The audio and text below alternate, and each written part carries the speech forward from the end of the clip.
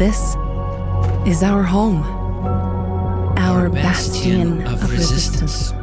This is where the brave meets the bold. This is our only hope, our last frontier. But is it? Today, I want to try and prove that Speranza is not alone. This is really important, and let me tell you why. You see, Ark Raiders is an extraction adventure game where you play as a raider that lives in an underground settlement called Speranza, and sometimes goes on risky raids above ground to gather various supplies to upgrade their own hideout, or sell for profit to various traders back in the settlement. On the top side, you get a limited amount of time to loot, fight with other raiders or Ark machines, which are the NPCs of this game, survive and extract successfully. That's the basic game loop. It will take some time to master, but once you learned all the maps, gathered all the supplies and guns you've ever wanted, this game loop can become stale and boring in the long term. And since Embark previously mentioned that they will not have mandatory wipes in this game, it's very important that they figure out a system that makes it enjoyable for us to play long term. This is why it is crucial for Speranza to not be the only raider settlement in the world. If there are other hubs of resistance, other groups of survivors in this story, it opens up the possibility of future faction wars, clans, and high-risk game modes that can act as gear sinks at the endgame, and generally could help the game have a long, healthy lifespan. You wanna split the loot? So now that we've established the importance, can we really prove that we are not alone in Speranza?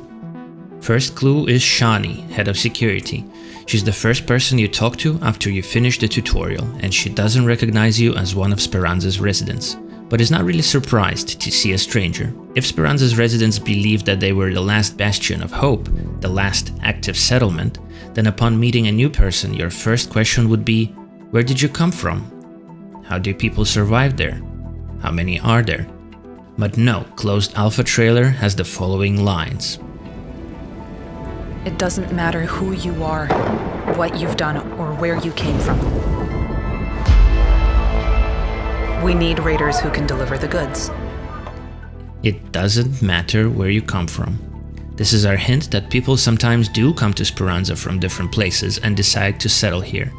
It is also hinted by another line from an in-game cinematic. A bed down here in Speranza sure beats sleeping outside, but it's getting pretty crowded. Getting pretty crowded in Speranza. So, while it's not every day that you meet someone from topside who is new to Speranza, SHANI is not surprised and her directions are straight to the point. Come out with your hands raised and identify yourself. When the elevator stops, exit with your hands raised. I cannot let you in until you show your face. This leads to us directly customizing our character, basically confirming our raider's identity, and then eventually SHANI gives us a room to tidy up and call home. This is what will later turn into our raider den and the hideout. Okay, here we are. This room is the best I can do for you now. It's a dump, I know, but you'll learn to love it, I'm sure. Again, this shows that it's not too unusual for new people to appear in Speranza and that they will be given shelter. Our next clue is the extract elevators themselves. They can be found everywhere on the different maps topside. The overall area is so big, it's almost 3 times bigger than the volcano that we can see in the distance. All those extract elevators go straight down, and it's impractical to assume that they all go down to Speranza directly, because then the underground city would be so insanely huge, basically impossible to manage and sustain. But what is more likely is that these elevators, as well as other extraction methods such as the underground trains and the raider hatches, are all connected with a series of tubes that lead to settlements like Speranza, but could also naturally lead to other settlements. It's unlikely all this underground infrastructure that spans multiple miles in every direction would be built just for one underground city. Our next small clue comes from the ambient music we hear when we idle in the game's menu. There are sometimes things NPCs would say over the intercom, and one of such lines is, "If anyone's seen the medical crew of Speranza, tell them Sector 5 has been waiting for hours." If anyone's seen a medical crew in Speranza, tell them Sector C5 has been waiting for hours. Why is she specifically calling for a medical crew of Speranza? If we were the only settlement in the area, it would make more sense to say medical crew needed in Sector C5. Again, it's just another clue that there might be other medical crews operating in other settlements or topside, and so they have to specify who they're calling on the intercom.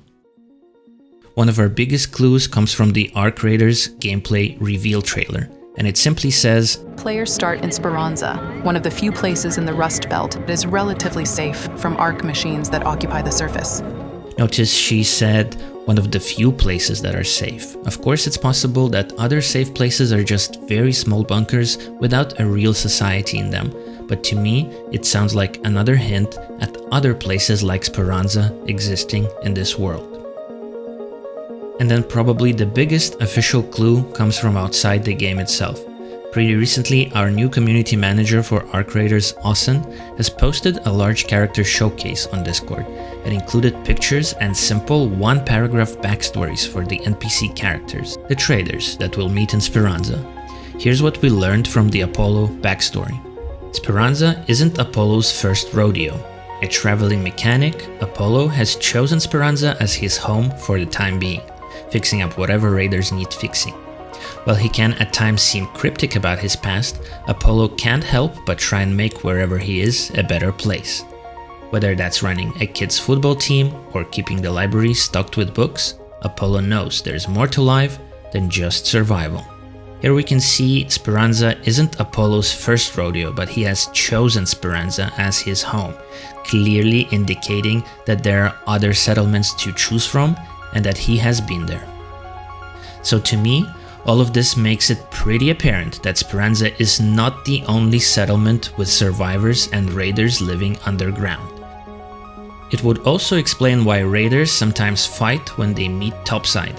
They can be from Speranza and just looking out for themselves more than anyone else, or they might be from different settlements and then of course they are likely to fight for valuable loot. This makes me excited about the possibilities we can have at the endgame and what Embark can do to solve the gear hoarding and make sure the game doesn't become stale or repetitive. But someone can listen to this and say, I just want to jump in, shoot some raiders and take their loot. It's really not that deep, little bro. To which I say, I hear you, but how deep really is it? It takes just about 45 seconds for the elevator to arrive. These extraction elevators are extremely large and heavy. It's not your high-speed residential elevator taking you to the penthouse. These probably move as slow as possible, so that there's less risk of them breaking, because I imagine elevators are even harder to fix in a post-apocalyptic world. So if typical passenger elevators move at the speeds of 1 to 7 meters per second, and cargo elevators move at about half a meter per second, that means in 45 seconds the elevator can travel around 22 meters underground. So that's about 70 feet or 7 floors deep. So that's how deep is Speranza. Anyway, that might be a conversation for a different video, along with the possible geographical location of Speranza, what is this volcano, and why it is important to the story, and other lore-related discussions. As we wait for this game to come out, if you enjoy these types of deep dives and exploratory videos, let me know by clicking like and starting or joining some discussions in the comments. Make sure to subscribe for Ark Raiders guides and gameplay stories in the future, and join my Discord, where you can find me while I work on the next video. Thank you so much for watching this video until the very end. Crazy Trick out.